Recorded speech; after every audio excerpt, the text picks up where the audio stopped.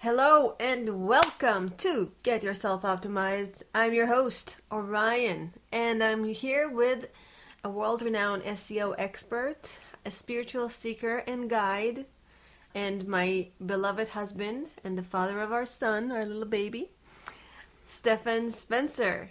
Stephan Spencer, hi and welcome to Get Yourself Optimized. It's really an honor and a pleasure having you here. It's great to be here. How are you doing today? I'm doing amazing. Every day is such a gift. Wonderful. So why don't we start with some thoughts about the passing year, which was crazy, and what was it like for you? Well, for me, it was just blessing after blessing after blessing because I felt like I had been gifted this incredible, foresight into why things are happening, how things are happening. It's like getting a glimpse into the Matrix and seeing what the Matrix truly is, and it has been incredible. It has taken out a lot of the fear, anxiety, and just frustration that I had experienced in the past because I can see more of the bigger picture. I can see more of the connections between the cause and effect. So that's very, very interesting. And I'm sure everyone that's listening is wanting to know, what is the Matrix? And before we get into that, how did you get this? Would you call it an awakening? Yes, it was an awakening. It's not the first awakening I have, but I've experienced, but it's the most powerful one to date. And so my first awakening was in 2012. We talked about it on a past episode. Maybe it was 100 or 200. And now we're episode 300. So now I can say, looking back, that was such an incredible, beautiful gift to have received that awakening in India in 2012. 2 months later, we met and we fell in love instantly, and I'm so grateful for that. This most recent awakening started because I had prayed to God for a job, and it was from watching an interview of Sheila Gillette. I was preparing for my interview with her.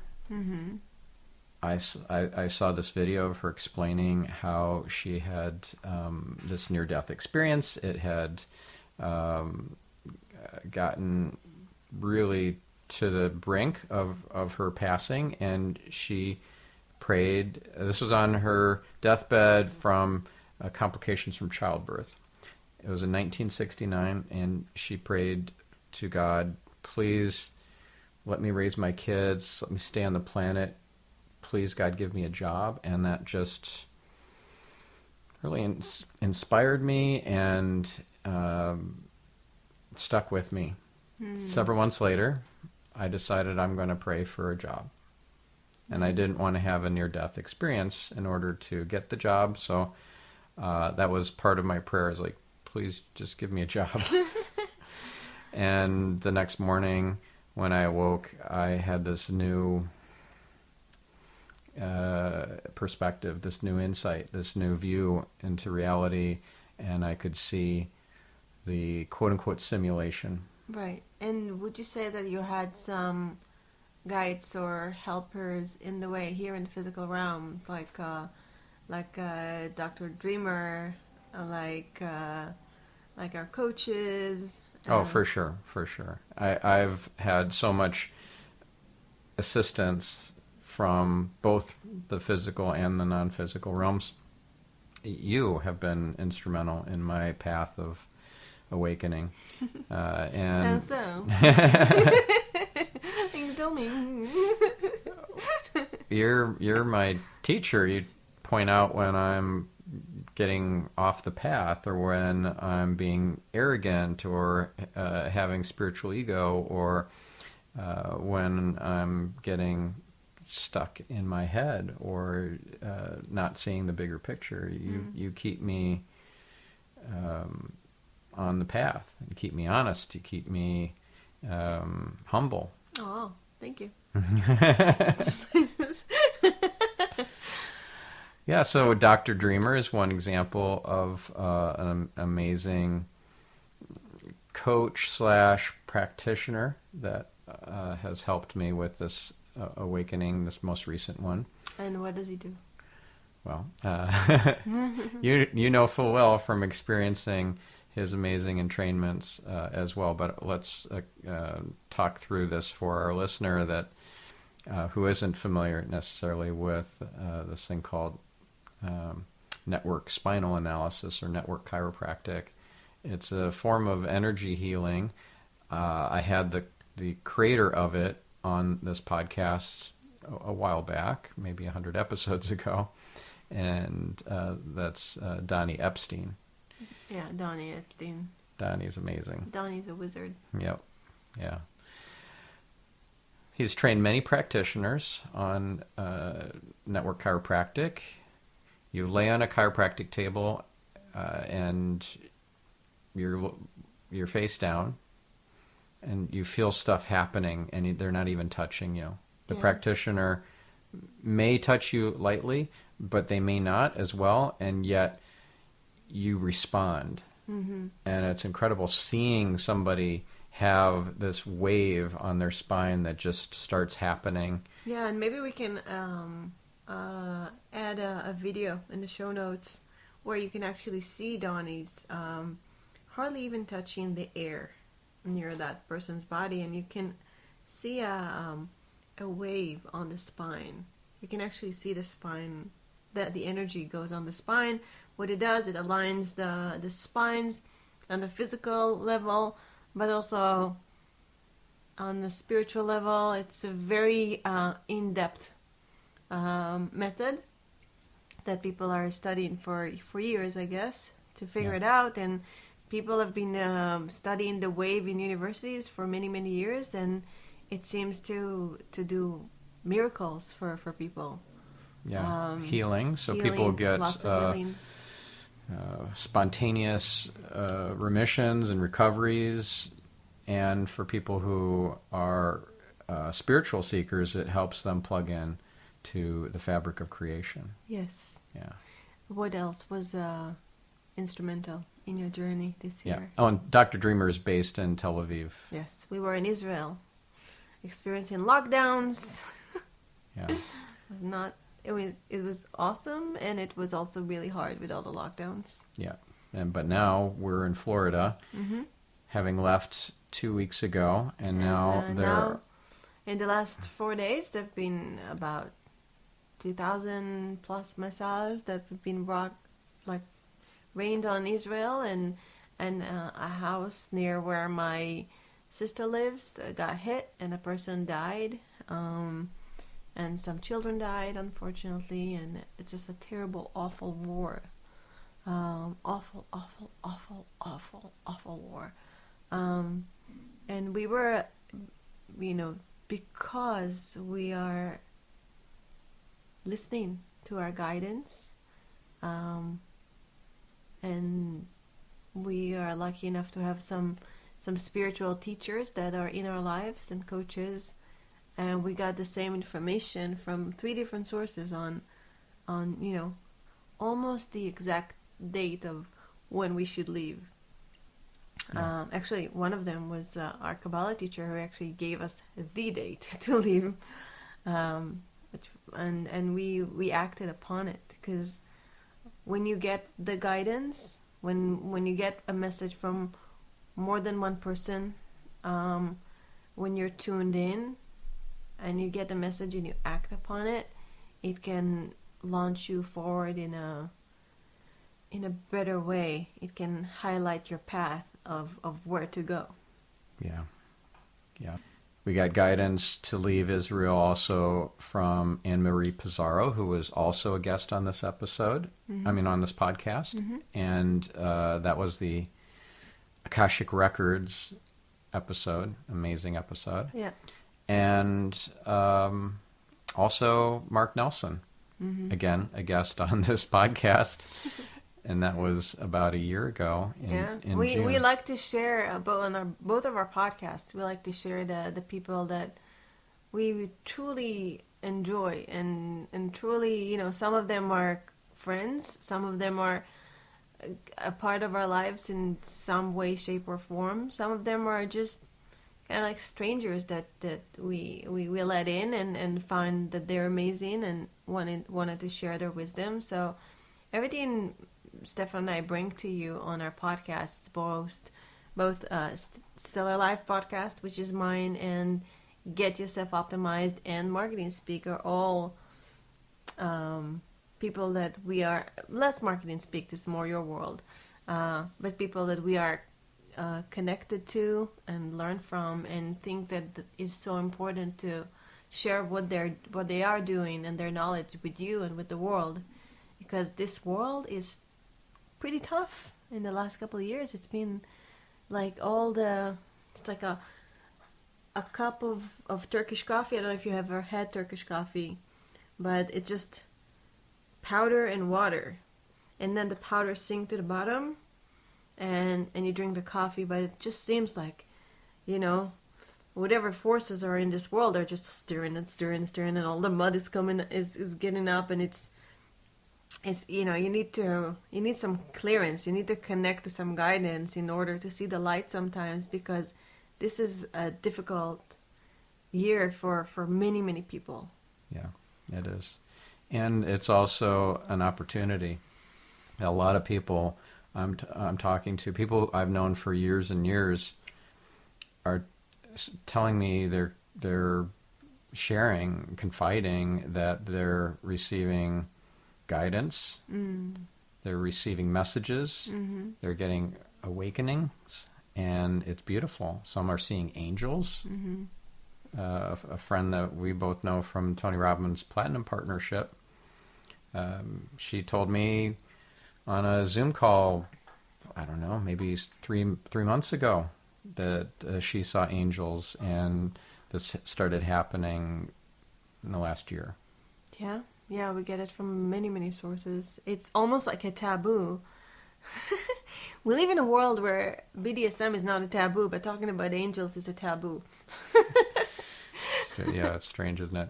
Another mutual friend of ours, he's been seeing angel numbers, didn't know what it was, for a decade, him and his wife.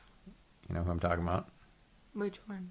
The one I speak to every 2 weeks. Oh, yeah, okay. Yeah. What was it, 333 or something? Yeah, I think it might have been 333 was the number. And he didn't realize that that's an angel number. Yeah. Angels are trying to communicate through numbers, yes. Yeah.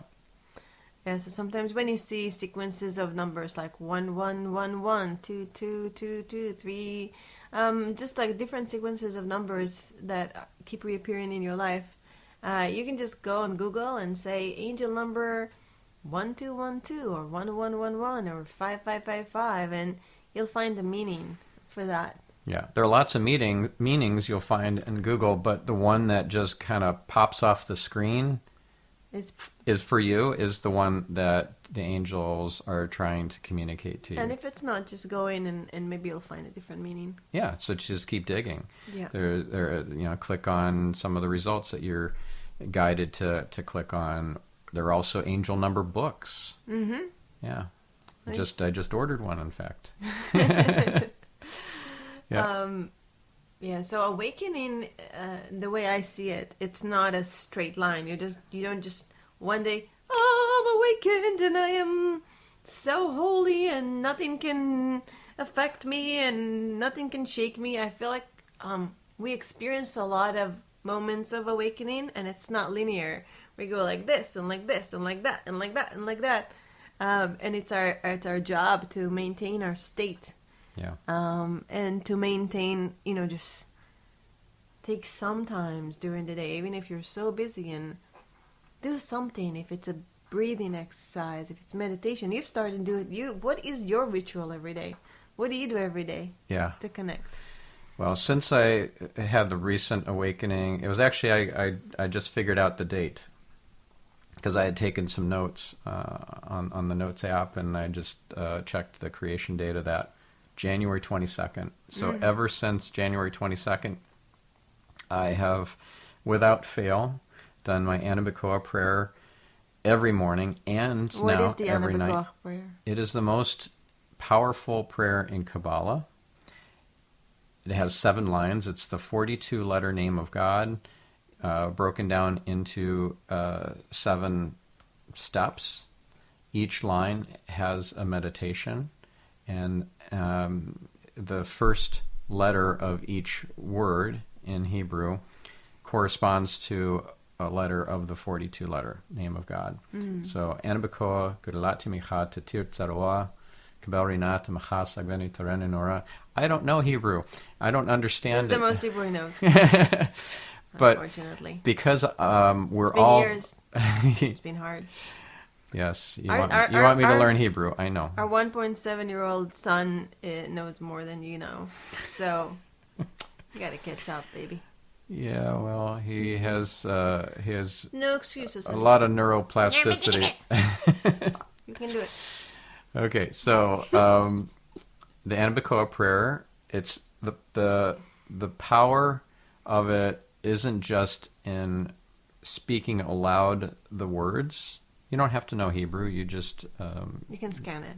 you scan it and you speak it. By scanning it, And it does not make you a Jewish, or it's not a form of like becoming a certain religion. It is of the Jewish tradition, and everyone can do it. It's like adding. It's like you don't need to change who you are, what you believe in. What you believe in. It's just like adding a little bit of sugar to your coffee. yeah. You can add sugar to coffee, to tea, to hot chocolate, to cakes, cookies. Okay. So I guess I'm using the Anabacore Prayer as a way to connect to the Creator, to open up the channel of receptivity and receptiveness, and to meditate on each line of the 7 lines gives me a reminder to, for example, be more aware of the bigger picture. I'm asking for clairvoyance, for access to the bigger picture. I'm asking for the ability to connect to the tree of life and disconnect from the tree of knowledge. What's the difference? Tree of knowledge is all about good and evil and Right and wrong. duality and Dichotomy. the polarities and the separation. Black and so and forth. white. Black and white. There are more and more shades in the world. Yeah. More colors in the world than black and white. Sometimes we see things just, this is like, this person is completely good and this person is completely bad and this situation is completely good and this situation is completely bad, and then it our focus, our energy goes after that. Yeah. And it can be out of balance, out of harmony. Yeah, So- we create our own reality. So by in quantum physics, there was the double slit experiment that showed that that light is both a wave and a particle. And when you observe the light, then it collapses down into only a particle. It is no longer a wave by the fact that you've observed it. So if we have that kind of power Yes. to change reality just by observing it, then we have the power to make somebody be judgmental or angry or selfish or whatever, because we characterize them that way. So we've collapsed their infinite possibilities down into a single particle of selfishness or distractedness or whatever, pettiness, whatever we think that we see in that person. Right. And not only that, there is the concept of protecting your eyes that we just heard, right? Yeah. Protect your eyes. That's beautiful. It's so important. I knew that message was for me because I'd I was swapping my SIM cards. I had an Israel SIM card and a U.S. SIM card, and the one of the SIM cards, as I was swapping, that fell to the ground. It's like it flew off onto the ground, and as I was picking it up, and I looked to the desk to my phone that already had the U.S. SIM card in it that I just put in. And, of course, it was blowing up with all sorts of new text messages. And the one that caught my eye was this one. So David Guillaume, who is a guest on this podcast, amazing Kabbalah teacher. And all of the guests that we are mentioning right now, they're all going to be in the show notes on getyourselfoptimized.com. Yes. I just happened to notice that one text message from David, because he has a daily 1 minute of wisdom. I click on it.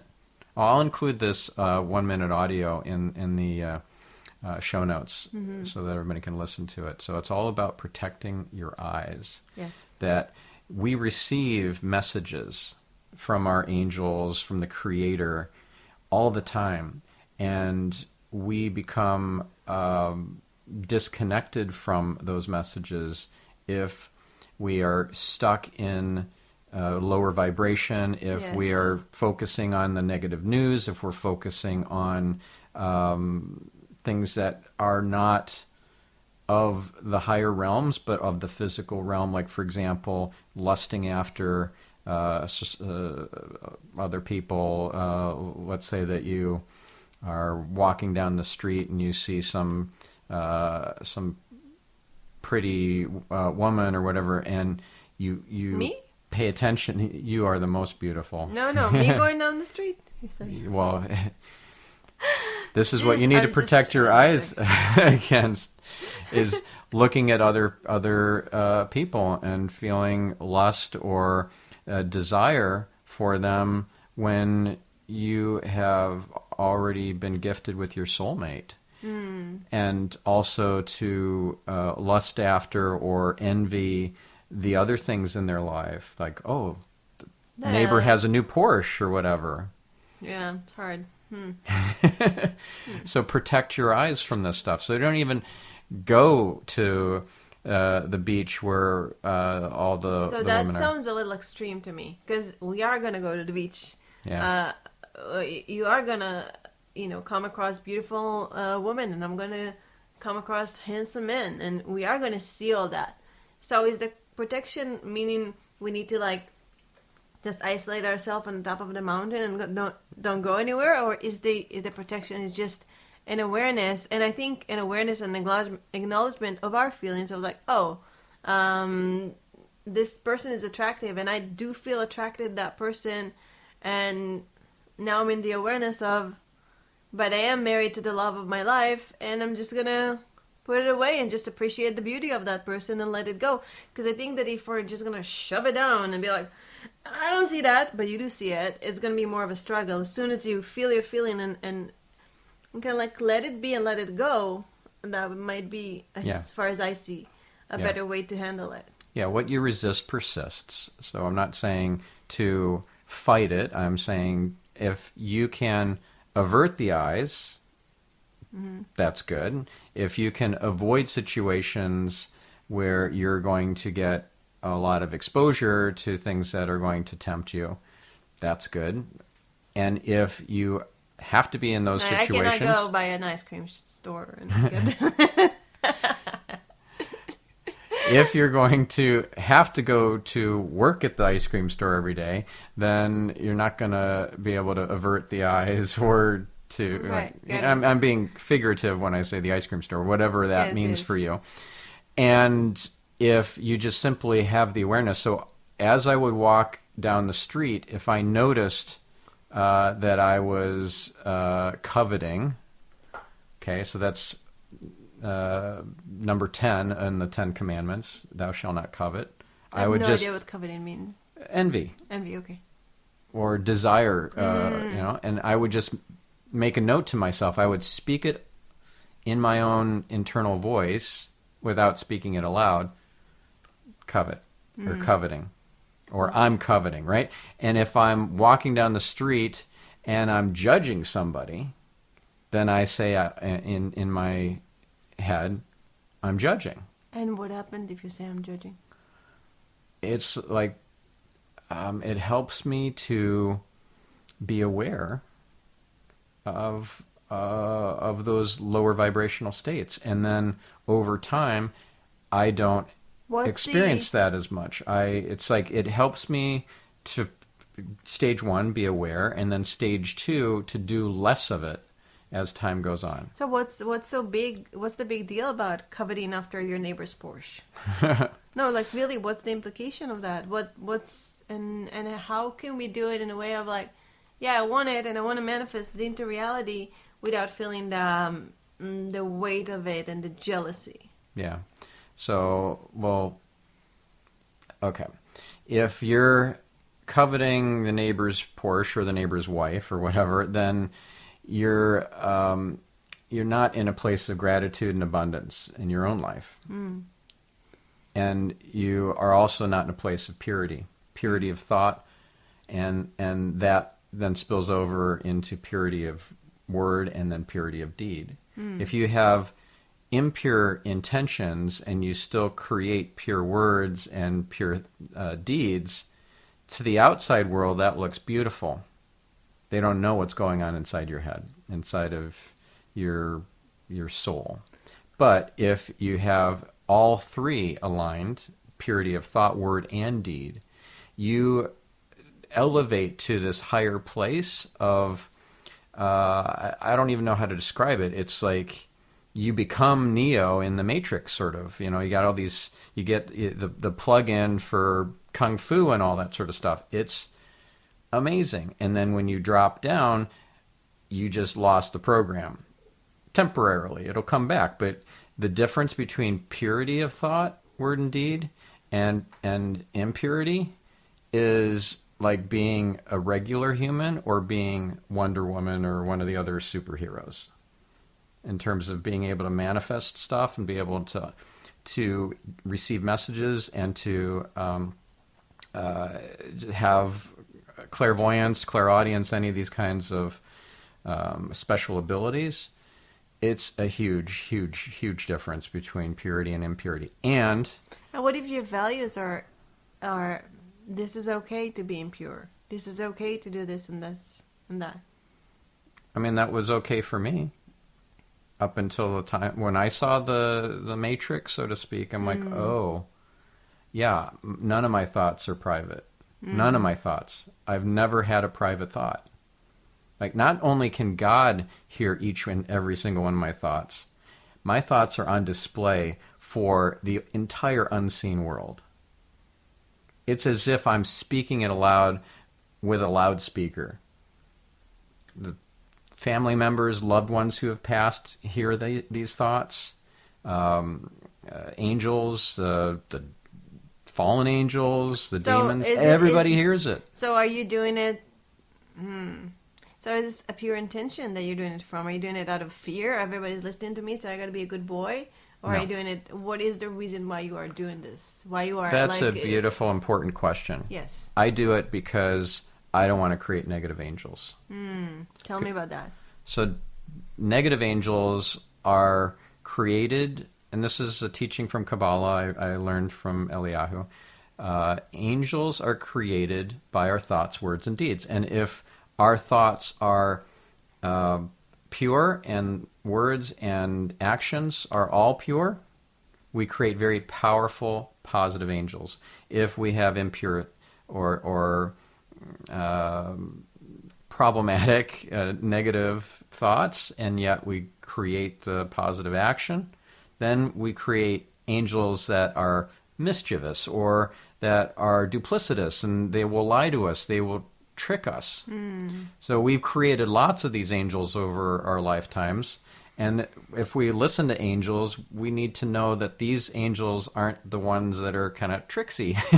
These are the ones that are pure and telling us the truth. So we always have to check the information, the guidance, the messages that are coming, that they are coming from the angels that are, even, if it's an impure kind of tricksy angel. I don't know. That's not even a word, but you know what I'm saying. It's not necessarily that the information is wrong. It might be mostly right. And so if you go into it with some kind of trust but verify sort of positioning, then you'll be able to get the information, the messages, and to also know that not everything that you get is absolutely pure and spot on. Mm-hmm. So how can you figure out what's pure and what's not? Well, when you're getting a message, let's say that you're not even just getting a message, you're getting an entity in the room, right? So you interviewed Karen Noe. That's a great episode, by the way. I loved that episode.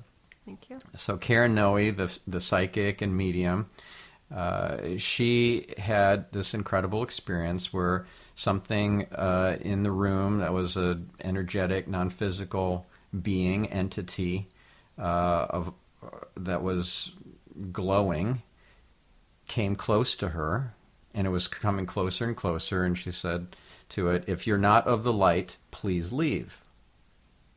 It ended up being St. Francis of Assisi, but she didn't know that at the time. So if you are not of the light, please leave. And it still kept coming. And she repeated herself, if you're not of the light, please leave. And of course it was of the light. Mm-hmm. So you can ask whatever entities to leave if they are not of the light. You can do saging, smudging, these sorts of cleansing and clearing things to clear the space. And in fact, there's a great episode on your show, Which one? Kim White, where he talks about great. saging and smudging and clearing the energy. Mm-hmm. And then you can ask the guidance that comes in your head that's like in the form of intuition. Is this of the light? Is this from you, God? Or is it not, right? So if it's not, so it's just basically ask the question, God, is this you speaking? Yeah. And if you get a yes, then that's the way to test it. It's either a no or a silence, then you can't trust it. Okay, good. I want to go back to your morning ritual. So great! You said you were doing you were scanning the Anabekoa, which is a Kabbalah prayer. Yeah. What else do you do every day to keep yourself on a higher vibration? Yeah. Well, there's this prayer called the Metatron Prayer of Protection and Abundance that I was led to through the guidance, through the angels that led me to this prayer and to the website of a particular medium. I'll get to in a few minutes, but this was channeled, this prayer, and I do it every morning and night, and it is very protective. It's very, very powerful. And I have to say that I know without a doubt that these prayers are protective and powerful, because not only am I listening to my guidance in the form of intuition and messages that come, kind of into my internal voice and my consciousness, but also I get goosebumps all the time. Yes. And goosebumps are very important because... I can give you some goosebumps. That's very true. I also get goosebumps from doing the Anabacore Prayer and doing the Metatron Prayer of Protection and Abundance. Mm-hmm. A lot of times. A lot of times. And that feels amazing, and it helps to give me that feedback that I'm plugged in. And one more thing that you do that I think is wonderful, because Dr. Wayne Dyer says that we are a spiritual being living having a human experience. So when we are, as does having the human experience, we need to do something physical too, that will help us connect. And also can calm our physical nervous system, which is breathing. Yeah. Breathing is so powerful. and such a wonderful way to calm down your nervous system, calm down anxiety, and also connect to the higher realms. Yeah. Right, we are physical beings, and We need to take care of that too. I mean, it's that we can't just leave all la la la la angels and all that, and it's wonderful, it's great, it's nice to connect, but we also we live in a 3D reality. This is what, like, our souls came here into the physical body, and we live here. We have to do everything that we need to do in this 3D reality. yeah, and we can also coexist in the 5D reality too. Right. And so we need to do both. So we need to take care of both our physical bodies and our lives, our loved ones, whatever we need to do to pay live, the bills, live as a human being, and we can coexist in both the 3-dimension reality and the 5th dimension, where you can have glimpses and find answers and connect more to your intuition and guidance and have intuition. Have awareness of your awareness. Awareness of your awareness. Yeah, and the awareness that the intuition is actually angels whispering in your ear, and not just this is your subconscious. Right. So breathing is a wonderful way to take care of both. Yeah. And you like a specific all types of breathing practices are fantastic.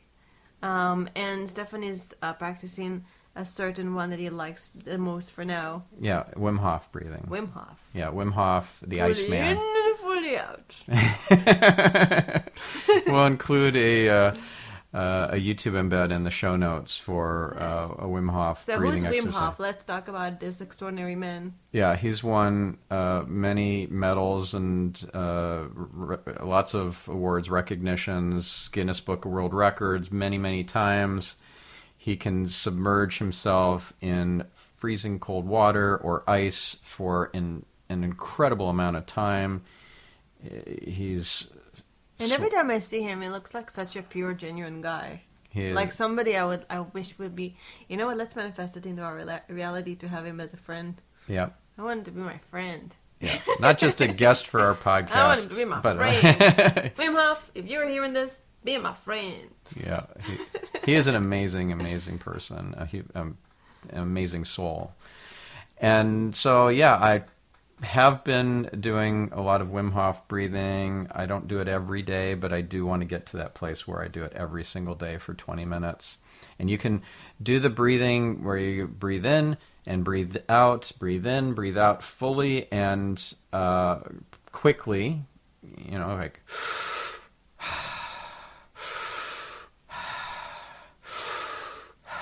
to a point where you get kind of lightheaded. It's like 20 seconds or 30 seconds, whatever it is.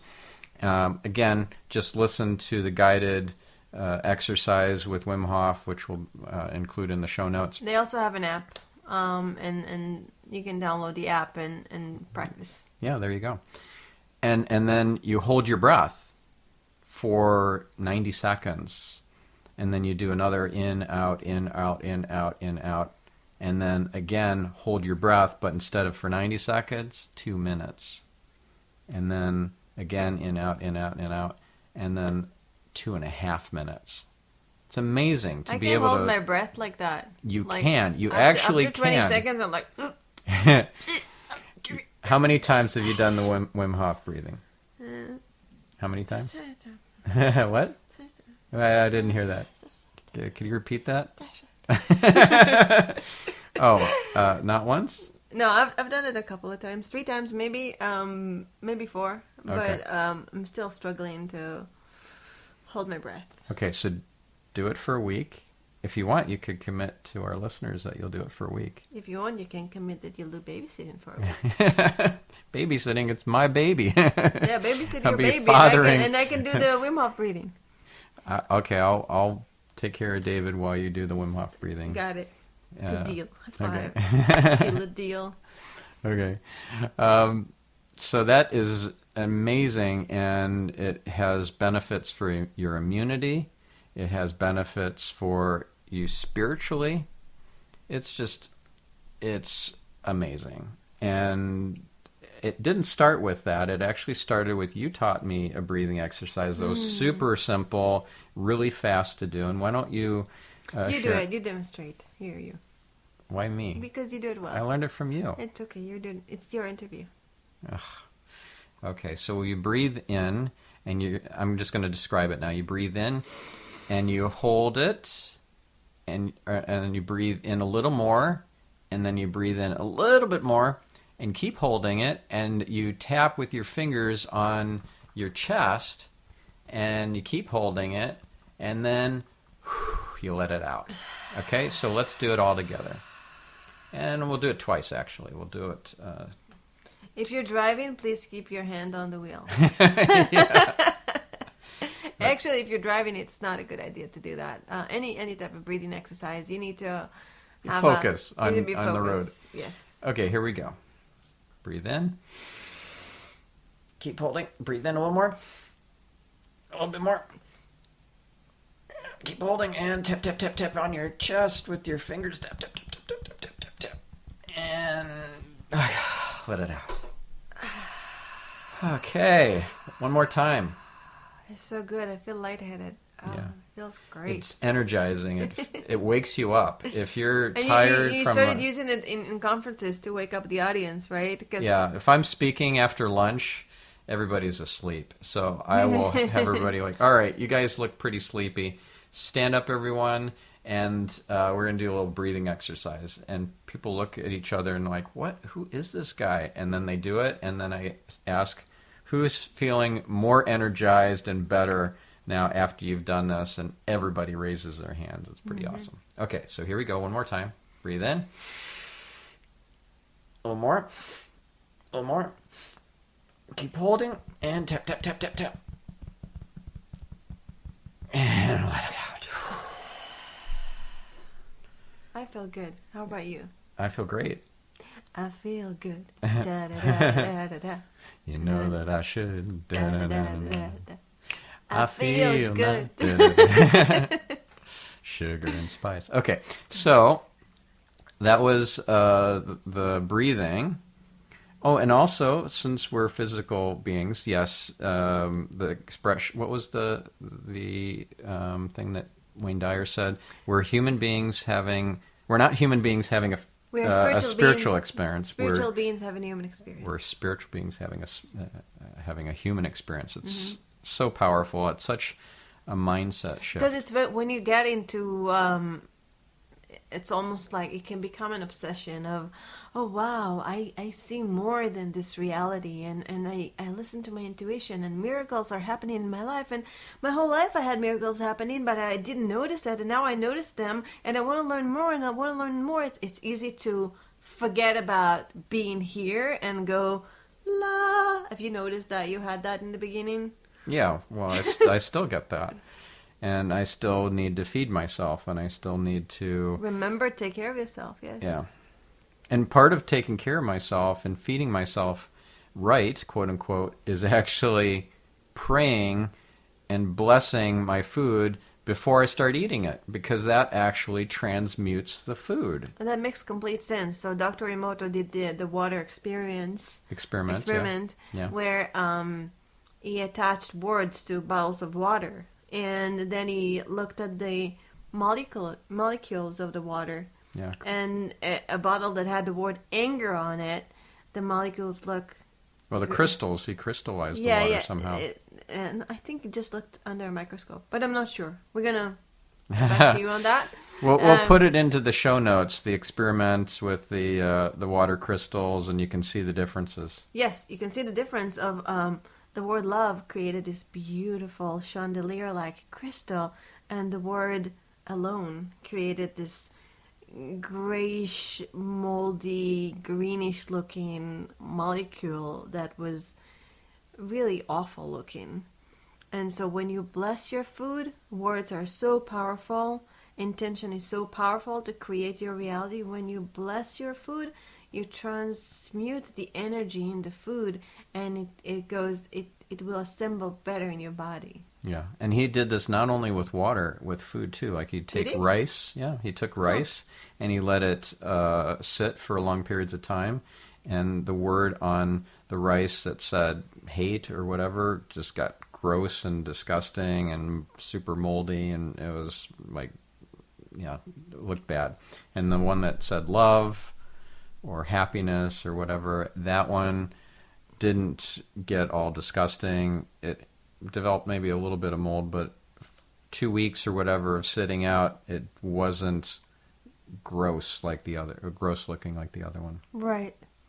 So, wow, this was an incredible interview, and I love you, and I love your wisdom, and thank you for giving me the opportunity to interview you for your 300 episode.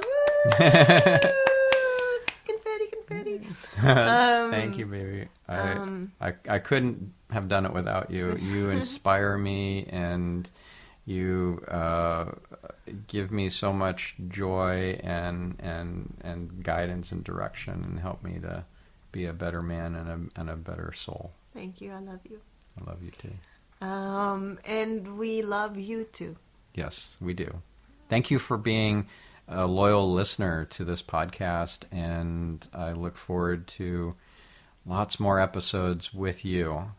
And so please, just let me know you're out there, and drop me a note, send me an email, Stephan@stephanspencer.com, or if you'd like to post a review on Apple Podcasts or Google Podcasts or wherever you listen, that's great too. I would love to see what you have to say about the podcast on those rating apps, on those rating and reviews. And yeah, I do read them all. Yes. All right. Thank you. And all the stuff you're gonna have heard in this episode, like the prayers and everything, will include in the show notes. So go to getyourselfoptimized.com for that. Yes. And thank you for being here. And have a beautiful rest of your day or night, or wherever you are, whenever you are. Just remember that you are guided, protected, and loved. So true.